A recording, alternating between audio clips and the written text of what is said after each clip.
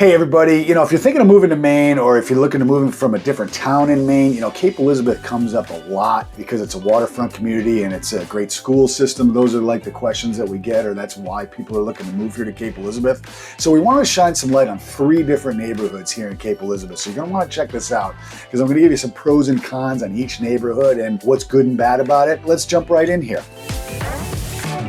Cape Elizabeth has tons of great neighborhoods, and we've done a couple videos about Cape Elizabeth, so check them out. We tried to pick kind of 3 different style neighborhoods so I can shine some light on kind of 3 different areas of Cape Elizabeth. First, I'm going to talk about is a neighborhood called Shore Acres. Some people also call it Trundy Point. That neighborhood, and there's another neighborhood called Broad Cove, which are very similar. The people that live in both of those are probably going to smack me saying, we're not similar to them. Shore Acres, it's almost like a little bit of a point, coming off of Cape Elizabeth, and it is a waterfront neighborhood. Most of the houses in there have, access to the beach down there that's on the point. I think Shore Acres is public access. Broad Cove has more private access.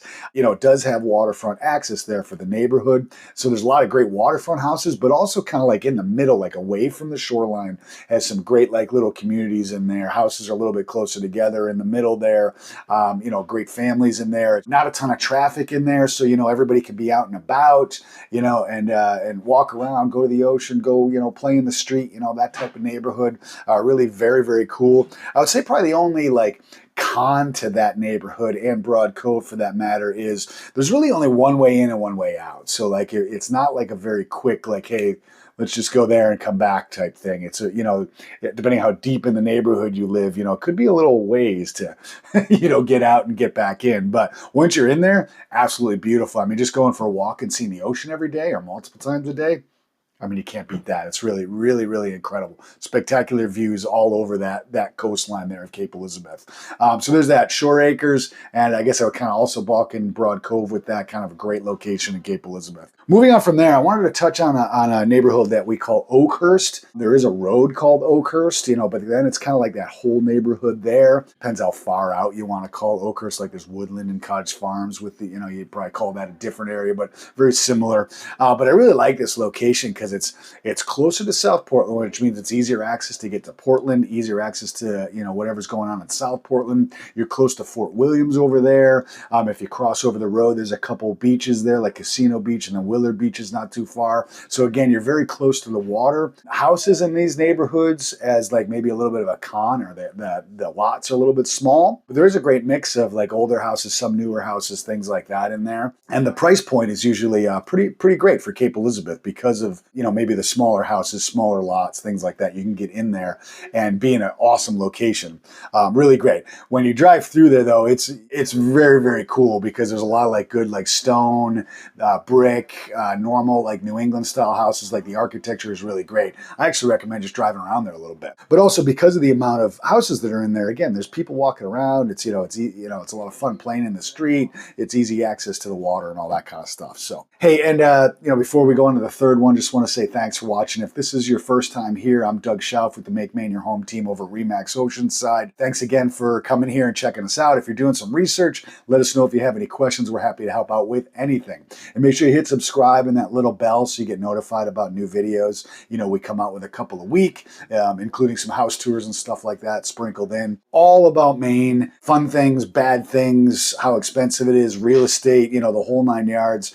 So if you are doing some research, we're happy to help you out, and thanks for watching. We really appreciate it. Last but not least, there's a great neighborhood, kind of if you're looking at Cape Elizabeth on a map. It's a little bit inland. I wanted to kind of throw this in there just to give you different sections of Cape, and it's a neighborhood called Cross Hill. Newer homes built in, I believe, the early 2000s. So newer homes, sidewalked, good trails cruising around through. Honestly, there's trails throughout all of Cape Elizabeth, but there's good access to trails going right through the Cross Hill neighborhood. Lot sizes are fair, not a ton of elbow room, but you get some pretty good sized lots. Houses are pretty large too.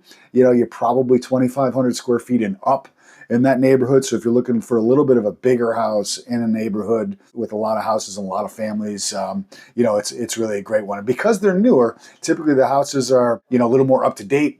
things like that. So if you're looking for a home that it's like, hey, chances are it's in good shape still and doesn't need a whole lot of updating, all that kind of stuff, Cross Hill is a great community. I know a lot of people that live in all of these communities, but I know a lot of people in Cross Hill, and they really like it there. Again, because it's sidewalked. It's, there's a couple little like common areas in there, like parks. So you got a little like field where you can, the kids can play ball, or there's like, little benches you can sit on, things like that. Really, really nice, really well manicured, landscaped, that type of neighborhood. Trees have become mature now, so it's a good neighborhood. If you're kind of out there researching and want to drive through a neighborhood like that, check it out. I guess the only con that I've heard there is I have had some people say like they wish they would have a little bit bigger lots, even though you do got a little bit of elbow room, but there are a couple neighborhoods in Cape that you can get bigger lots. But that's probably the only downfall there that I've heard about Cross Hill.